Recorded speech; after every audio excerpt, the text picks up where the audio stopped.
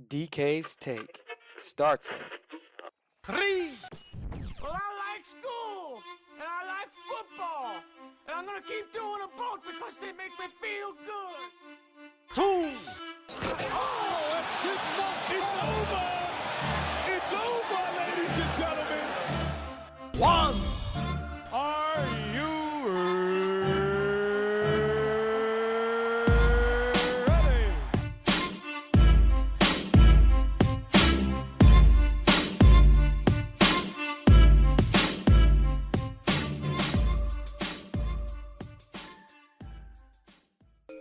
Welcome to another episode of DK's Take. My name is DK, and today I will give you my take on the 2017 Dallas Cowboys up to Week 3.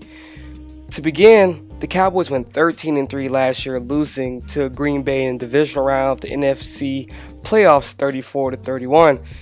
Jason Garrett, who is 63-49 with a 56% winning percentage and a 1-2 record with a 33 winning percentage in the playoffs, I think it's time for him to go. Now, I'm going to give my reason why I think he should go, but let's go in more into depth about the Cowboys. After going 13-3 last year, having the Rookie of the Year in Dak Prescott, the lead in rusher in Ezekiel Elliott, top 3 in rushing, time of possession, and turnovers, the Cowboys have definitely turned in the opposite direction. In the offseason, the Cowboys got rid of their secondary, which consisted of Barry Church and Wilcox at safety, and Mo Claiborne and Brandon Carr at cornerback. Tony Romo also retired, being replaced by Dak Prescott, and their starting offensive right tackle, who was the right tackle for about 7 years, decided to retire. So the Cowboys had to look into replacing, key positions. They replaced basically their whole secondary, except for third-year player Byron Jones, who plays safety, and Orlando Scandrick, who I think is in his 8th year, and he's been in and out with injuries, with basically rookies. As far as the right tackle, they moved Lyle Collins, an undrafted offensive lineman who played guard last year. They moved him to right tackle and brought in some guys in former first-round pick Jonathan Cooper and Byron Bell to replace Lyle Collins at guard. So far, it's been an up and down season on the offensive line. Last year, the offensive line was nasty and controlled, time of possession and controlled the run game. This year, the Cowboys are ranked 27th in time of possession. So definitely a big difference, especially with all the youth on the back end of the defense. Last year, the Cowboys had veterans in the secondary, and they were able to, stay within reach of all of the teams that they played. But this year, starting 2 and 3 rookies on the back end, and then starting a second-round pick last year, Jalen Smith, who's a linebacker, who tore up his knee in the Fiesta Bowl against Ohio State a couple months before the draft. He's finally been able to play. And although he's looked fairly well, he still needs time to grow. He still needs time to develop and get 100% healthy. I still have him at about 75% this year, but there's times where he flashes off the screen, and there's times that it looks like a rookie. And that hasn't been a good thing with veteran linebacker Sean Lee, who's been in and out for the whole season. The Cowboys are 6-6, and with Sean Lee on the field, they're 5-1. With Sean Lee off the field, they are 1-5. That tells you a lot about Sean Lee and how he's the quarterback of the defense. As far as Ezekiel Elliott, who ended up being in the top 3 in rushing before he got suspended for off-the-field violations of domestic violence, the Cowboys haven't been successful at all rushing the ball and keeping time possession their young defense off the field. Alfred Morris has stepped in and has done okay, having his best game of the year, having over 120 yards and a touchdown against the Washington Redskins on Thursday night, giving Dallas their first win in 4 weeks. But he definitely isn't Ezekiel Elliott. Ezekiel Elliott is a top-tier running back, only in his second year in NFL, and the Cowboys really need him, and it shows by the play of Dak Prescott. The wide receivers have one of the worst receiving cores in the NFL with the ability to get separation from defensive backs, and it showed without Zeke. With Ezekiel Elliott in the game, the defense are going to put 8 people in the box. There's 11 players on the field at one time, and 8 players are going to be in the box around the offensive line. Without Zeke, every defense is playing man-to-man and daring Dak Prescott to make a play with his arm, which he hasn't done well. He only threw for 102 yards in a win against Washington, and yes, it's a win, but he has definitely regressed. Last year, he came out with a bang, only throwing 4 interceptions on the whole season. He's had 4 interceptions in the last 3 games. It just hasn't been a good look for Dak Prescott, and I still believe in the kid. I still think Dak Prescott has an immense amount of talent. Just last year, it wasn't any pressure. You had a young team. You had him and Zeke, basically running the offense. Tony Romo was hurt, and Dak just came in and just did his thing. The NFL didn't have much tape on Dak Prescott, and now they have plenty of tape to look at him and see what his strengths and weaknesses is. And his weaknesses have definitely been exposed over this season. He's just hasn't played well.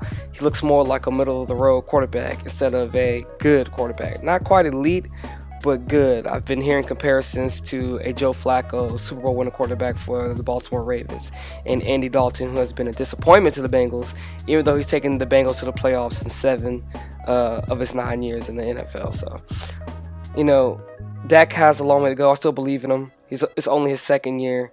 And I think next year is going to be, the final call for Dak Prescott. He had a real good year his first year. His 2nd year, he struggled. And this season's not quite over, but he's definitely struggled this year. And the Cowboys still have a chance to make it into the playoffs. If I had to put money on it, I would bet against it. I don't think the Cowboys are going to make the playoffs. They're 6-6. They have to win 2 more games without Zeke. And they play the Giants next, who are 2-10. The Cowboys beat them week 1 in the season and totally dominated. The Giants are going through a lot themselves. They benched Eli Manning last week, who was first in the NFL and currently in consecutive starts. And the Giants dismissed their general manager and fired their coach today, which is Monday. And they're going to be starting Eli Manning again next week. So, I think this team's going to rally behind Eli and the firing of the coach because the team lost interest in playing and didn't play for their coach anymore. So I think they're going to come out with a bang, and it's a rival game, and it's in New York, and the Cowboys don't have Zeke. So, it's going to be a slobber knocker, as Jim Ross from WWE says. We'll see. I am a little nervous. I really feel like the Giants have an opportunity to beat the Dallas Cowboys. I don't see why not. They just beat the Raiders. They lost to the Raiders by a field goal, I want to say, this past week. And I think they're going to come out ready to go. After the Giants, the Cowboys face the 6-6 Raiders, who I think is a winnable game. It can go either way. With our young secondary and with them getting Amari Cooper back from concussion and Michael Crabtree back from suspension from fighting, Aqib Talib from the Broncos 2 weeks ago, they're going to be, firing on all cylinders. After that, they play the Seahawks, who are missing key parts in Cam Chancellor and Richard Sherman in their secondary. But with Russell Wilson, being like a magician out there at quarterback, you can count on him making big plays. And, the Seahawks are going to be hard to beat.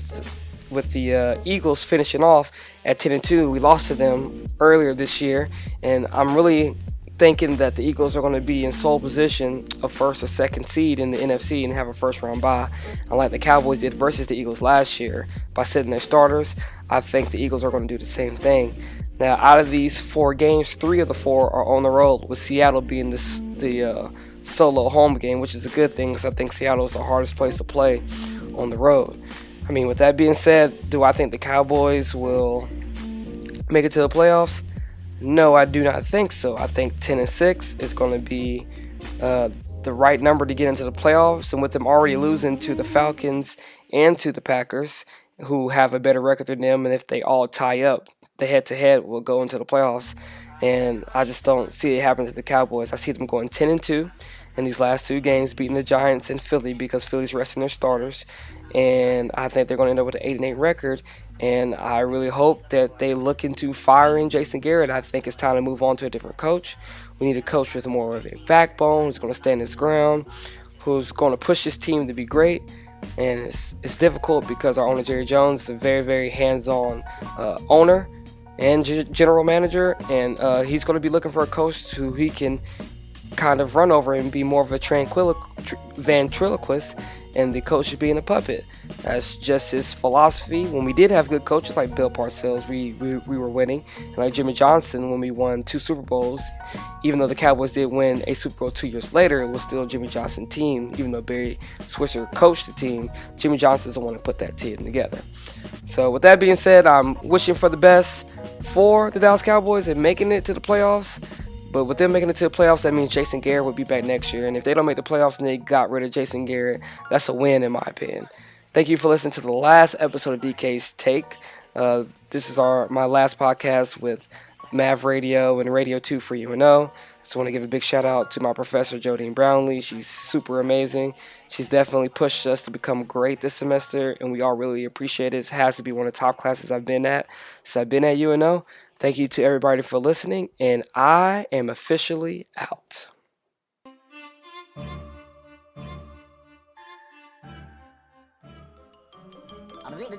That's all, folks.